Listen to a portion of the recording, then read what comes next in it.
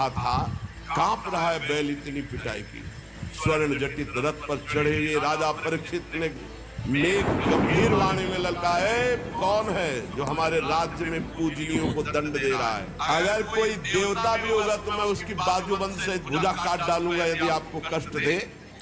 महाराज परीक्षित उत्तर की पुत्री इरावती से विवाह किया, उनके जन्मेजय आदि 4 पुत्र हुए। कृपाचार्य को आचार्य बनाकर गंगा तट पर 3 अश्वमेध किए महाराज परीक्षित ने, और ब्रह्म ऋषियों को खूब पुष्कल दक्षिणा दी। यज्ञ में जिस देवता को बुलाया जाता स्वयं प्रकट होकर आहुति ग्रहण करते, क्योंकि महाभागवत महाराज परीक्षित के द्वारा यज्ञ। शौनक जी ने पूछा कि हमने सुना है दिग्विजय करते समय कलयुग मिला था महाराज परीक्षित को, इसको मार क्यों नहीं डाला, छोड़ क्यों दिया? ये राजा का वेश धारण करने पर भी कलयुग है तो अधर्मी, जो गाय को लात से मार रहा था, ये हमने सुना है प्रसंग।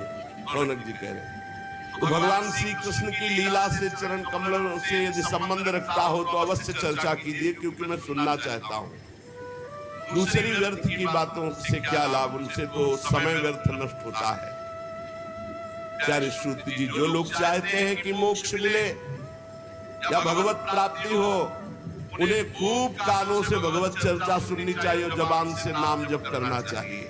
श्रुति जी ने कहा, धन्य है शौनक जी, आप महात्मा जन जो भगवान की चर्चा सुनना चाहते हैं। जिस समय राजा परीक्षित कुरजांगल देश में सम्राट के रूप में निवास कर रहे थे, उसी समय उनको सूचना मिली कि मेरी सेना द्वारा सुरक्षित साम्राज्य में कलयुग का प्रवेश हो गया है।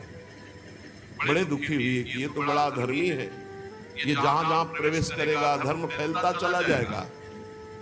परीक्षित जी ने धनुष हाथ में लिया, श्याम वर्ण के घोड़ों से जुते हुए सिंह की ध्वजा वाले सुसज्जित रथ पर सवार होकर दिग्विजय करने के लिए बाहर निकले। उसके साथ बड़ी सेना भी थी। उकेतमाल उत्तर कुरु किम पुरुषादि से होते हुए जहां जहां गए भगवान श्री कृष्ण की महिमा, पांडवों की महिमा सुनने को मिली, और उन्हें कलयुग नहीं दिखाई दिया। परीक्षित जी को जो उनके प्राण प्रिय भगवान श्री कृष्ण का चरित्र सुना देते या पांडवों की महिमा सुना देते, तो उस राज्य को सुरक्षित कर देते, कोई कर भेंट नहीं लेते। और जो भगवान का विरोधी राजा होता उसको भुजदंडों के द्वारा मर्दन करके कर लेकर के ब्रह्म ऋषियों की सेवा करते। महाराज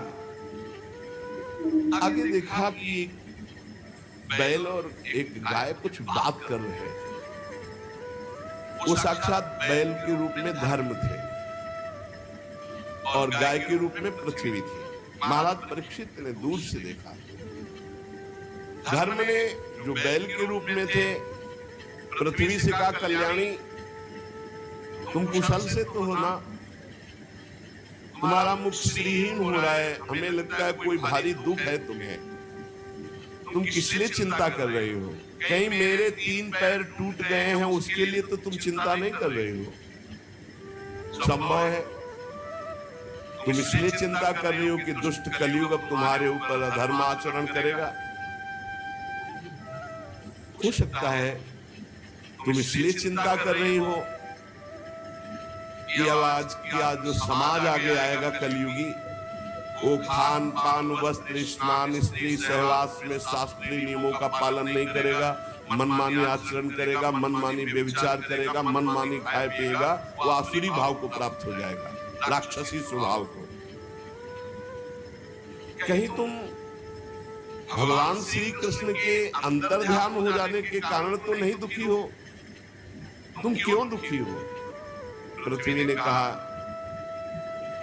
बैल के रूप में जो तुम धर्म देवता हो, ये तुम्हारा स्वभाव ही है ऐसा, दूसरे के दुख से दुखी हो जाना। पूछना उत्तम है, पर तुम सब जानते हो मैं सबसे दुखी इस बात से हूं कि भगवान श्री कृष्ण सारे जगत को सुख पहुंचाने के लिए प्रकट हुए थे, अंतर्धान हो गए। आज मैं भगवान से प्रकट लीला में विमुख हो चुकी हूं, भगवान अंतर्धान हो चुके और प्रकट देख रही हूं कि तुम्हारे 4 चरण 3 चरण तोड़ दिए गए।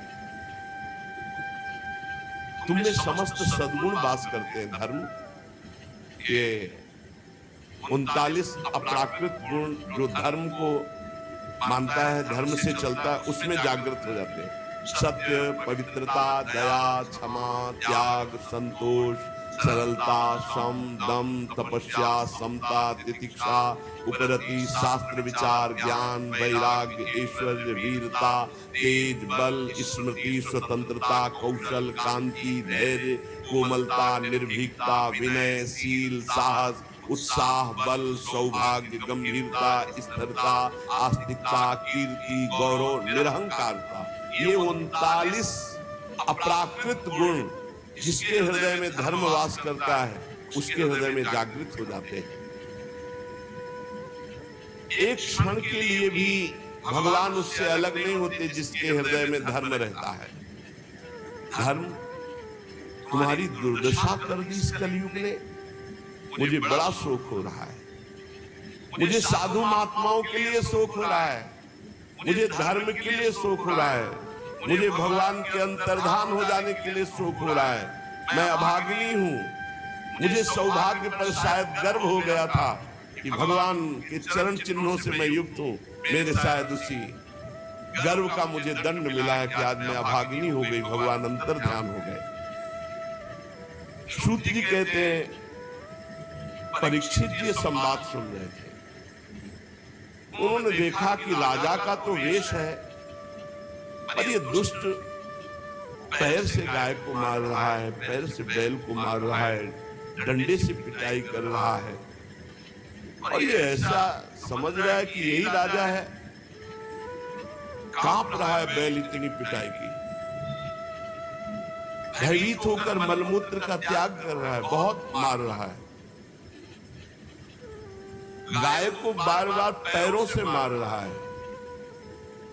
स्वर्ण जटित रथ पर चढ़े हुए राजा परीक्षित ने मेघ गंभीर वाणी में ललकाए, कौन है जो हमारे राज्य में पूजनियों को दंड दे रहा है?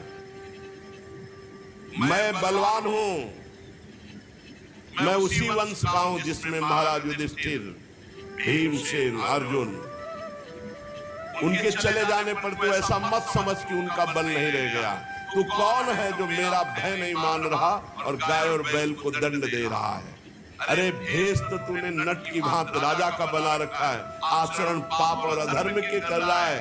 मेरे दादा अर्जुन के अंतर्धान हो जाने पर तू क्या समझता है तेरे पर कोई प्रहार करने वाला नहीं? देख मैं तुझे अभी दंड देता हूं। उन्होंने परीक्षित जी ने बैल से पूछा, कमल लाल के समान आप श्वेत वर्ण हैं, 3 पैर आपके इसने तोड़ दिए, फिर भी 1 पैर से आप टिके हुए हो। आप बैल नहीं हो सकते क्योंकि बैल में इतनी सामर्थ्य नहीं। आप कौन देवता हैं? अभी ये भूमंडल कुलवंशी नरपतियों के बाहुबल से सुरक्षित है। मैंने अभी तक अधर्म नहीं देखा, आपके साथ केवल देखा है। और ये आंसू बहाती हुई गाय ये क्यों शोक कर रही? और ये कौन है जो निर्भय होकर तुम पर प्रहार कर रहा है? मैं दुष्टों का दंड देने वाला हूं। देवी, मेरे राज्य में कोई दीन को, धर्म को तनिक भी कष्ट पहुंचाए, मेरी कीर्ति, आयु, ऐश्वर्य, परलोक सब नष्ट हो जाए। मेरा परम धर्म है, उसे मैं जानता हूं।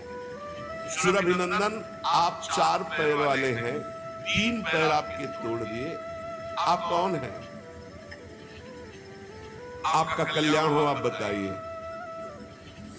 अगर कोई देवता भी होगा तो मैं उसकी बाजूबंद से भुजा काट डालूंगा यदि आपको कष्ट दे। आप निश्चित निर्भय हो जाइए और परिचय बताइए कि आप कौन है, तो आपको दुख देने वाला है कौन है।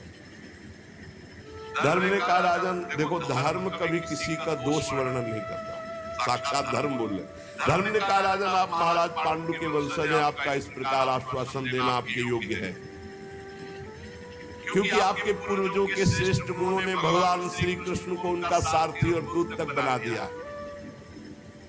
शास्त्रों के विभिन्न वचन, इसलिए मैं निर्णय करके नहीं बता सकता कि मुझे दंड कौन दे रहा है, क्योंकि जिस शास्त्र का वर्णन है कि द्वैत है ही नहीं कोई दूसरा, तो फिर दुख का कारण क्या हो सकता है? अज्ञान ही तो है, दूसरा कोई है नहीं, द्वैत है ही नहीं। कोई कोई प्रारब्ध को दुख मानते हैं तो उसमें प्रारब्ध भी तो अपने कर्म के द्वारा बनता है। कोई कोई स्वभाव को मानते हैं तो स्वभाव भी तो अपना ही होता है। और कोई कोई ईश्वर को दुख का कारण मानते हैं तो ईश्वर कैसे दुख दे सकता है, क्योंकि अपना कर्म ही दुख देता है। इसलिए मैं बताने में असमर्थ हूं कि कौन मुझे दुख दे रहा है। आप अपनी बुद्धि से निर्णय कर लीजिए कि मुझे कौन दुख दे रहा है।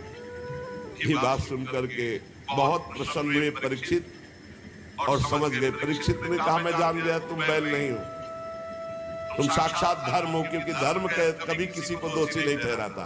अवश्य भगवान धर्म का मैं साक्षात वृषभ के रूप में दर्शन पा रहा हूं। आप अपने को दुख देने वाले का नाम इसलिए नहीं बता रहे हैं, ध्यान देना, कि जो पापी पाप करता है, पाप करने के कारण नरक प्राप्त होता है, वही उस पापी की पाप चर्चा करने वाले को मिलता है। ये धर्म का सिद्धांत है। इसीलिए जब कोई प्रश्न करता है तो उसको ही कहते, सब में भगवत भावना करो, अपना भोगेगा, तुम उसकी निंदा मत करो। तुम तो करत जे अनसहन निंदक किनो पे अनुग्रह क्यों, क्योंकि धर्म है, भगवत मार्ग है। सिद्धांत निश्चित है कि मन और वाणी से किसी की निंदा नहीं की जाती। तो आप धर्म है इसीलिए आपने निंदा नहीं की और कहा खुद विचार लीजिए कि कौन मुझे कष्ट दे रहा है। लेकिन महाराज आपके तो 4 चरण हैं, तपः शौचम दया सत्यमिति पादा कृतिकता, तपस्या पवित्रता दया और सत्य, ये 4 चरण हैं। अधर्म के अंश गर्व आसक्ति और मद से 3 चरण नष्ट हो चुके हैं। अब आपका 4था चरण एक केवल सत्य बच रहा है, वो भी लड़खड़ा रहा है। तपस्या पवित्रता दया सब नष्ट कर दिया कलयुग ने, थोड़ा सत्य बचा है, वो भी लड़खड़ा रहा है। असत्य से पुष्ट हुआ ये अधर्म रूपी कलयुग उसको भी नष्ट कर रहा है। ये गाय के रूप में साक्षात पृथ्वी है। भगवान ने इनका भारी बोझ उतारा था, मैं समझ गया। ये राजा का स्वांग बना करके धर्मद्रोही पापी कलयुग है, मैं इसे अभी मारता हूं। कलयुग ने देखा कि प्रत्यंचा चढ़ा ली और बाण संधान कर लिया, तो तुरंत उसने मुकुट उतारा और दौड़ करके चरणों में गिरे। महाराज मैं आपका शरणागत हूं, मेरी रक्षा करो। महाराज परीक्षित के चरणों में मुकुट रख दिया कलयुग ने। शरणागत का महत्व जानने वाले महाराज परीक्षित ने देखा पैरों में पड़ा हुआ है कलयुग, वास्ते हुए कहा, जब तो हाथ जोड़ करके महाराज युधिष्ठिर के वंश में उत्पन्न हुए किसी वीर की शरण में आ गया तो तुझे मारूंगा तो नहीं, पर तू अधर्म का आचरण कराने वाला मेरे राज्य में नहीं रह सकता। क्योंकि जहां जिसके शरीर को तू स्पर्श करेगा वो झूठ बोलेगा, लोभी हो जाएगा, चोरी करेगा, दुष्टता करेगा, व्यभिचार करेगा, स्वधर्म त्याग करेगा, दरिद्र हो जाएगा, कपटी हो जाएगा, कलही हो जाएगा, दम्भी हो जाएगा, पाखंडी हो जाएगा, पापी हो जाएगा तेरे स्पर्श करने से कलयुग के। अतः मैं तुझे इस ब्रह्मावर्त क्षेत्र में नहीं रहने दूंगा, क्योंकि यहां सब यज्ञ पुरुष भगवान की आराधना करने वाले हैं। परीक्षित बहुत कान तक खींचे हुए बाण संधान उस चरणों में पड़ा कांप रहा था। देखा कि मैं कहां जाऊंगा, जहां जाऊंगा तहां इनका राज्य है, मुझे मारेंगे, इनको फंसाऊं पहले। महाराज आप सार्वभौम सम्राट हैं, यत्रा क्वचन वत्स्यामि सार्वभौमं तवाज्ञया लक्ष्ये तत्ति तत्रापि त्वामात्येषु सरासनम। मैं जहां रहने की सोचता हूं वहां देखता हूं महाराज परीक्षित बाण संधान करे हुए खड़े हैं। महाराज मुझे कहीं भी जगह नहीं मिल रही, आप मुझे जगह दीजिए जहां मैं रह पाऊं। मैं आपका शरणागत हूं, मारोगे हुए नहीं और पूरे राज्य में रहने दोगे नहीं तो कुछ तो जगह बता दो। मैं जहां देखता हूं आप धनुष बाण संधान किए हुए दिखाई दे रहे हो। बड़े प्रसन्न हुए परीक्षित, और वो यही चाहता था किसी तरह इनका क्रोध शांत और मैं इनको फंसा पाऊं। परीक्षित जी ने विचार किया कि हमारे राज्य में महापाप कोई नहीं कर रहा। अभ्यर्थी तदा तस्मै स्थानानि कले ददौ द्यूतम पानम स्त्रिया सूना यत्ता धर्मस चतुर्विधा। ये 4 महापाप महाराज के राज्य में कोई नहीं कर रहा था उस समय। मदिरा नहीं पीना, जुआ नहीं खेलना महाराज परीक्षित के राज्य, और पर स्त्री का सहवास नहीं करना, और किसी की हिंसा करके मांस नहीं खाना। ये 4 बातें। तो सोचा ये प्राय हमारे राज्य में है नहीं, तो इसके रहने के लिए स्थान दे दिया 4। शराब पीने वाले, पराई स्त्री के प्रति काम भाव रखने वाले, जुआ खेलने वाले और हिंसा करके मांस खाने वालों की बुद्धि में कलयुग का वास हो। और जहां कलयुग का वास है, लोभ, झूठ, चोरी, दुष्टता, स्वधर्म त्याग, व्यभिचार, दरिद्रता, कपट, कलह, दम, दूसरे पाप सब बढ़ते चले जाएंगे। मतलब घोर पाप कराता है जिसकी बुद्धि में। तो समझ लीजिए, मदिरापान, मांस भक्षण, परस्त्री गमन, जुआ खेलना, ये 4 स्थान महाराज परीक्षित ने कलयुग को दिए। और महाराज आप तो ये सब कूड़े करकट दे दिए, और आपके राज्य में ऐसे है नहीं। मुझे डर लगता है, कोई एक तो स्थान महाराज हम पर दया करो, कोई एक स्थान तो थोड़ा। महाराज परीक्षित विचार करने लगे, तो कहा हमारे राज्य में कोई चोरी भी नहीं करता, तो जो स्वर्ण की चोरी करे उस पर बोले बस बस बस महाराज बस पर्याप्त है, पर्याप्त, आगे का काम तो हम करवा लेंगे। बस स्वर्ण की चोरी, धन की चोरी, अर्थात जब जुआ खेला जाता है तो इसमें झूठ की प्रधानता होती है, जब शराब पिया जाता है तो इसमें अहंकार की प्रधानता होती है, जब स्त्री संभोग किया जाता है तो काम की प्रधानता होती है, जब हिंसा की जाती है तो वैर की प्रधानता होती है, और जब धन आदि की बात होती है, अधर्म के द्वारा घूस आदि लेना, ये सब स्वर्ण चोरी के अंतर्गत है। तो रजोगुण की प्रधानता होती है, और रजोगुण छाया हुआ। कलयुग ने सोचा अब किसी की भी बुद्धि नहीं बकाया रखेंगे, सब में हमारा वास हो जाएगा, क्योंकि रजोगुण चोरी, कहीं ना कहीं छल कपट छुपाव, तो इतने में हमारा प्रवेश हो जाएगा।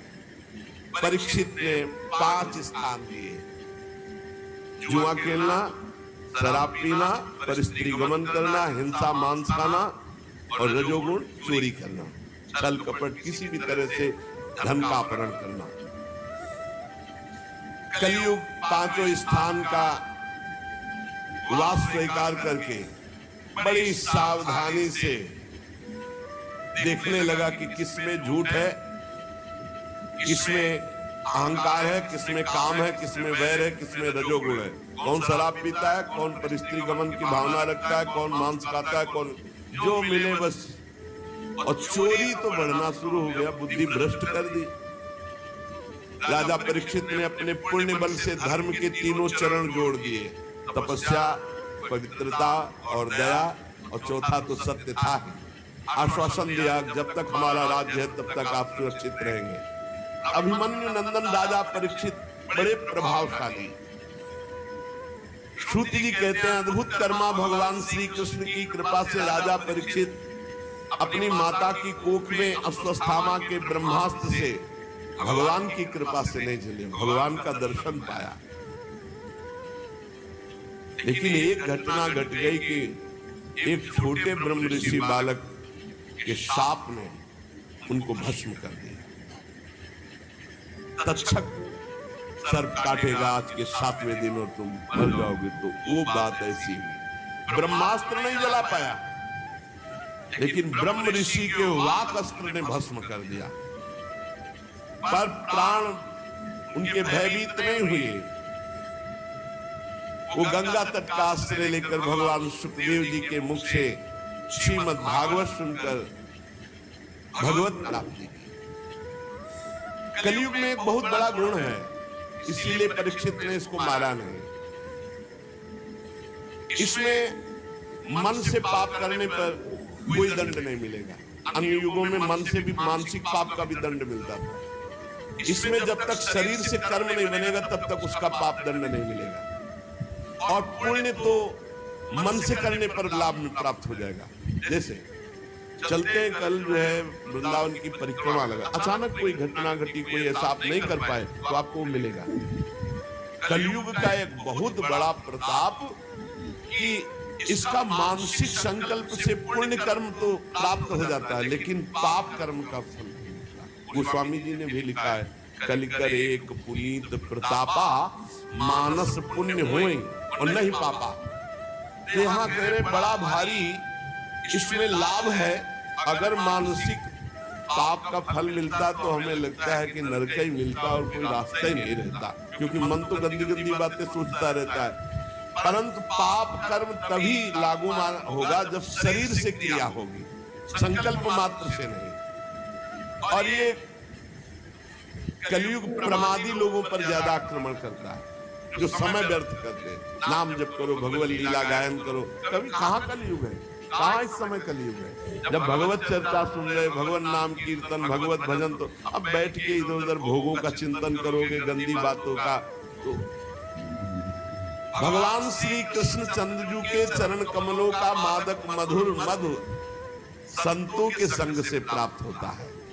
इसीलिए भगवत प्रेमी भक्तों के लव मात्र के सत्संग के समान ना स्वर्ग है ना मोक्ष है, फिर तुच्छ इन मृत्यु लोक के भोगों की तो बात ही क्या।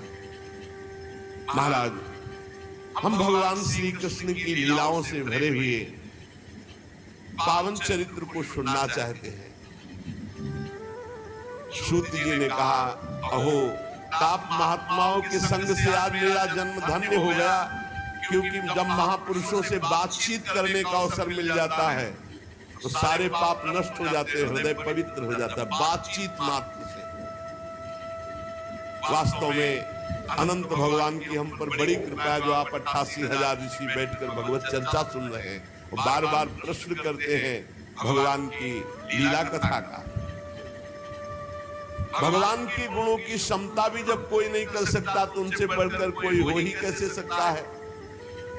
उनके गुणों की विशेषता समझाने के लिए इतना कह देना पर्याप्त है कि लक्ष्मी जी अपने को प्राप्त करने की इच्छा से प्रार्थना करने वाले ब्रह्मादि देवताओं को छोड़कर भगवान के ना चाहने पर भी उनके चरण कमलों की रस का सेवन करती है।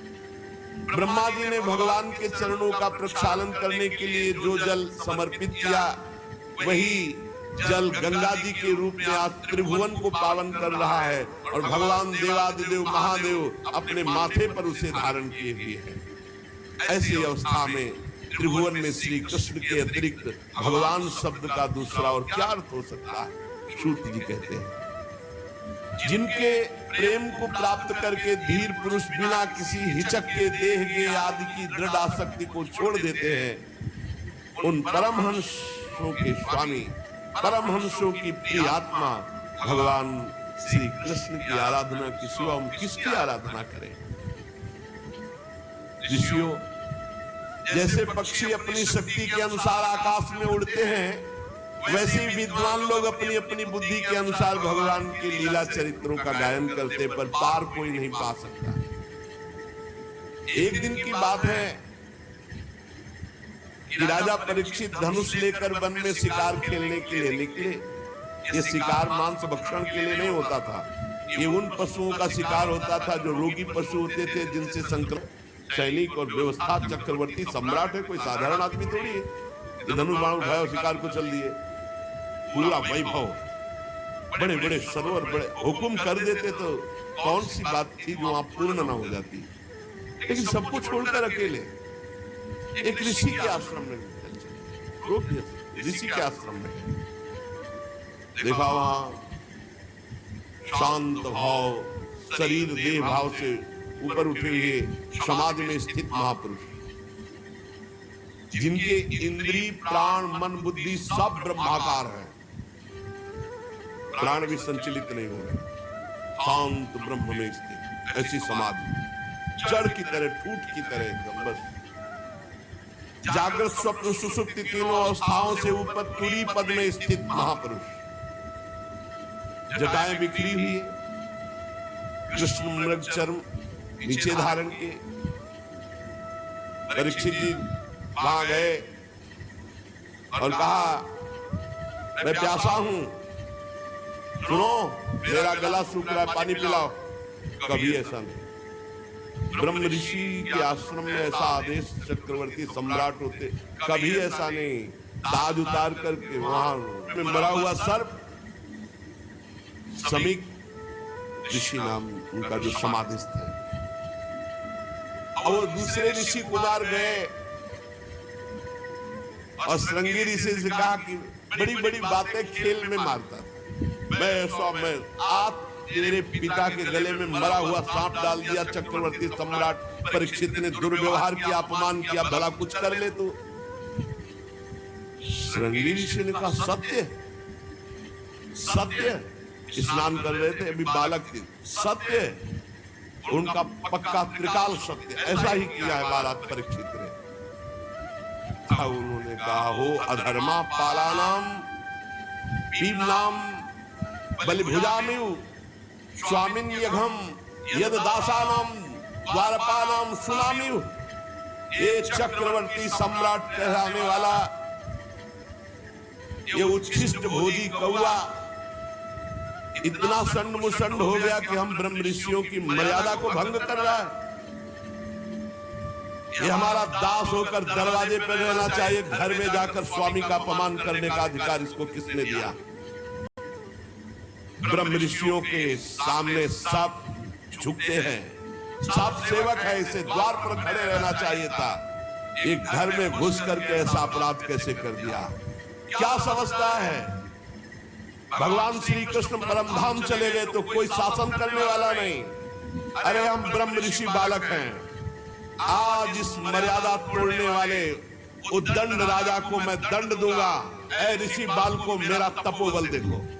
छोटे बालक है श्रृंगी ऋषि, तुरंत आचमन किया, लाल लाल आंखें क्रोध से, और ऋषि कुमार ने कौशिकी नदी का जल लिया और वाणी रूपी वज्र का प्रयोग किया। एक कुलांगार परीक्षित वहां है नहीं, मेरे पिता कभी अपमान के योग्य नहीं। समीक ऋषि जो समाधि अवस्था को प्राप्त है, तूने उनका अपमान किया और समझता है कि तुझे कोई दंड नहीं दे सकता। तो सुन, मैं सत्य तुझे दंड दे रहा हूं वाणी का। आज के 7वें दिन भयानक विषधर सर्प जो तक्षक है वो आएगा और तुझे डसेगा और तेरी मृत्यु होगी, कोई तुझे नहीं बचा पाएगा। इस साप दंशत कुलांगारम, आज के 7वें दिन तक्षक सर्प तुझे डसेगा, कोई नहीं बचा सकता। इसके बाद साप देने के बाद भागते हुए आए और देखा पिता के गले में मरा हुआ सर्प हटाया और पिता से लिपट कर रोने लगे। जब बहुत हिलाया डुलाया, रो रहे हैं, धीरे धीरे धीरे धीरे उनकी मृत्यु वाह्य दशा को प्राप्त हुई। आंख खोली और पूछा, बेटा तुम क्यों रो रहे हो? ब्रह्म ऋषि के बालक हो, ऐसे कैसे रुदन कर रहे हो? उनका पिताजी वो राजा परीक्षित आए थे, तो बड़े कड़वे शब्दों में बोल रहे हैं, और उसने आपका अपमान करके मरा हुआ सर्प आपके गले में डाला, और मैंने उसको आज दंड दे दिया है कि 7 दिन में तक्षक सर्प 7वें दिन आएगा और तुझे डसेगा, तू मर जाएगा। अरे ये क्या किया तूने? इतने बड़े धर्म से युक्त धार्मिक राजा को ऐसा दंड दिया जाता है? नहीं नहीं, तू बालक है, मूर्ख है, तूने बड़ा पाप कर दिया। समीक ऋषि ने कहा। परीक्षित कहीं प्रणाम नमस्कार, ऊपर से मरा हुआ सर्प, ये मेरी बुद्धि को क्या हो गया? और मैंने दोष दर्शन किया कि ये पाखंड कर रहे हैं, नाटक कर रहे हैं, समाधि, ये कैसे हो गया? हे भगवान, वो बहुत व्यथित है और मन में विचार रहे हैं, बड़ा पश्चाताप है। वो मन में विचार रहे हैं कि भगवान मुझे कोई भयानक दंड मिले, मैंने बहुत बड़ा अपराध, पवित्र हृदय है ना, मैंने महात्मा का अपमान कर दिया, इसके फलस्वरूप शीघ्र से शीघ्र भारी कोई घटना घटे और हमारे ऊपर विपत्ति आए, मैं दुख भोगूं। मैंने एक संत का अपमान कर दिया। मैं ऐसा चाहता हूं, हे ईश्वर, हे परमात्मा, मेरा प्रायश्चित इस पाप का जरूर हो, कोई न कोई अशुभ बात सुनने को मिले, कोई न कोई दंड मिले। जिससे मैं दोबारा कभी ऐसा दुस्साहस न करूं। ऐसा हो कि ब्रह्म ऋषि क्रोध करके मेरे राज्य को, मेरी सेना को, मेरे खजाने को भस्म कर दे या मुझ दुष्ट को ही नष्ट कर दे। परीक्षित जी ऐसा जाकर के सोच रहे हैं। इस प्रकार चिंता कर ही रहे थे कि समीक ऋषि के द्वारा भेजे हुए 2 ऋषि वहां पहुंचे। महाराज, आपको सूचना भेजी समीक ऋषि ने। बड़ी शीतलता हुई, जरूर कोई न कोई दंड विधान हुआ होगा। बोलिए। ऋषि कुमार श्रृंगी ने आपको साफ दे दिया है कि 7वें दिन तक्षक सर पाएगा और आपको डसेगा, आप भस्म हो जाएंगे, आपकी मृत्यु हो जाएगी।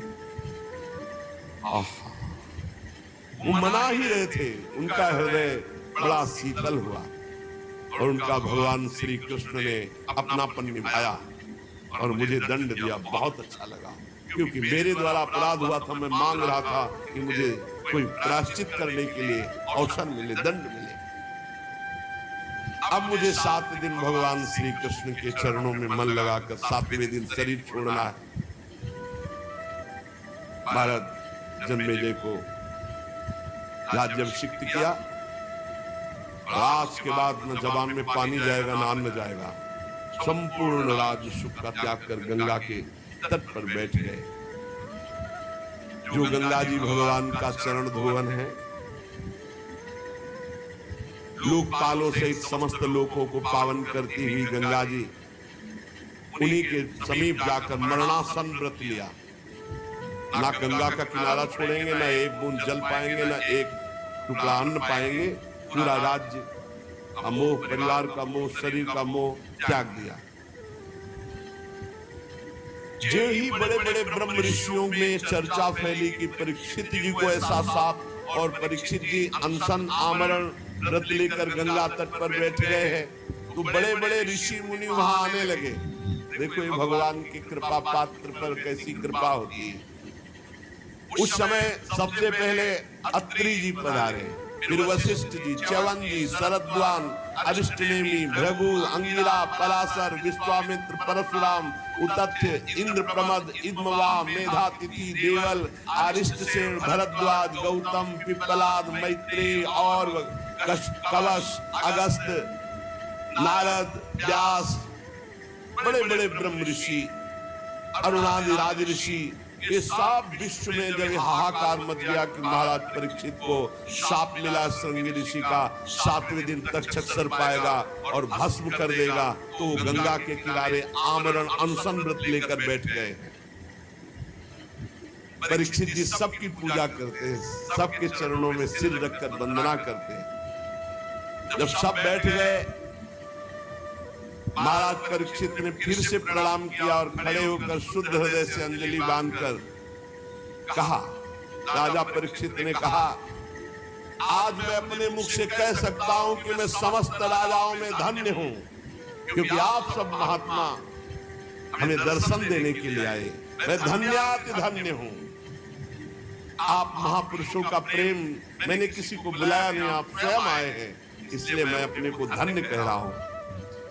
राजवंश के लोगों से तो दया निंदित कर्म बच जाते हैं, वो आप महात्माओं की चरण धोवन से दूर पड़ जाते हैं, परंतु मैं भी तो राजा हूं। देहगे में आसक्त था, आज एक महात्मा के बालक की कृपा हुई और मुझे भगवान श्री कृष्ण का बना दिया। साप लेकर